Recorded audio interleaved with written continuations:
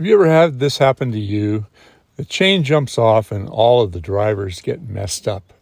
They get kind of smashed around and they don't fit back in the groove in the bar. That driver was completely smashed up. Well, you don't have to throw the chain away. You can actually do a repair in the field. As you can see here, the drivers are not fitting into the groove. So what we've got to do is we've got to take the chain off.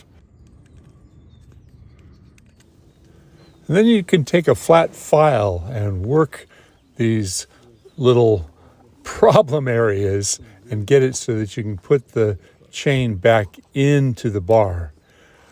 Try not to do it too soon. I've seen people take them and just file them down just a little bit and then put them back in the bar and say, well, if I run it for a little bit, it'll wear itself down. But it kind of messes up the bar as well as creating too much friction on the chain.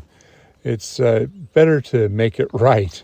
And it really doesn't take that long. The hardest part about it is identifying each of these boogered up little drivers. You know, you have to look at it really, really close, and you can also feel it. But when you take the chain off and you think you're getting close, go ahead and put it back on the bar without it being into the chainsaw, and make sure that it runs freely all the way around the bar. There's one where the drivers are completely shot. There we go. We've got it back in the bar. And, oh, not quite. I got to take that one out. It's tight. You know, like I said, take your time and really get them right. Sometimes if it's just a few of them, I can do it without even taking it completely off of the bar, just by loosening it up and then taking the handle off of the flat file, and you could run both sides of it this way. It's not as easy to do it that way as it is to completely take the chain off. So honestly, in most cases, it's best to take the chain off all the way around. But I identified a couple of spots that were not quite right. They didn't quite fit. And after you get the chain back on, go ahead and start the saw up and run it a few times, run it around a few times. Then stop again and readjust the chain. When you make a chain adjustment, especially on a longer bar like this one, you want it tight, but not so tight that it's creating intense friction on the bar. That can cause the bar to heat up and burn. So, you want it loose enough, you want it to run well. A lot of people say that you should have like an eighth of an inch or a quarter of an inch of play. But on a really long chain, I snug it all the way up. And as soon as I run it a little bit, it loosens up a little bit. It always loosens up just a little bit after you start it. But, put it on, run it a bit, and put it on again, and then double check it. I always like to run it around wearing gloves, of course, just to make sure it's running freely. This is my 500i, it's my favorite saw. It doesn't have a carburetor, it's a fuel-injected saw. And looks like I've got it set. Looks like it's running well. I'm happy.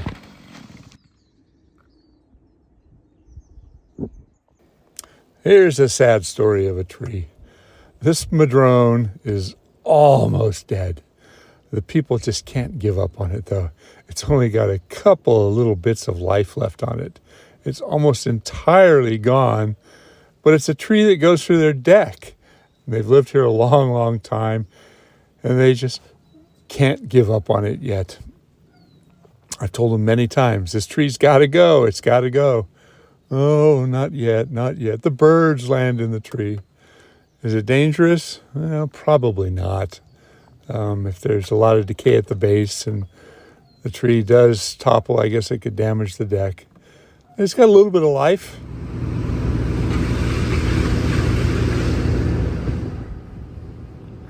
So on to today's job. I'm in Los Gatos. These are the Los Gatos Hills, and this whole area is full of homes, but you can't really see them because of the trees. It gives you a better perspective of what the working environment is like for me. Looks like it might be raining here pretty soon. So today's job, I've got 4 large live oaks. They're all packed together. This is my perspective from the bucket looking down. There are actually 4 trees that you're looking at there. Yeah, rain might come. I'm not quite sure. This is what it looks like from the neighbor's side. And this whole job was initiated because the neighbor was upset that these trees, these live oaks here, were coming over to her side of the property. Now, I showed this video once before, a couple of years ago, and this whole property has had a grade change, and I'm honestly surprised that these trees are surviving. These little wells here are keeping the trunks from getting too compromised, but the compaction around these trees is pretty significant, but they're still doing okay. So I don't know, for everything I've read about, adding soil to a root system and building up compaction, these trees seem to be tolerating it pretty well. So the problem here is kind of multifaceted.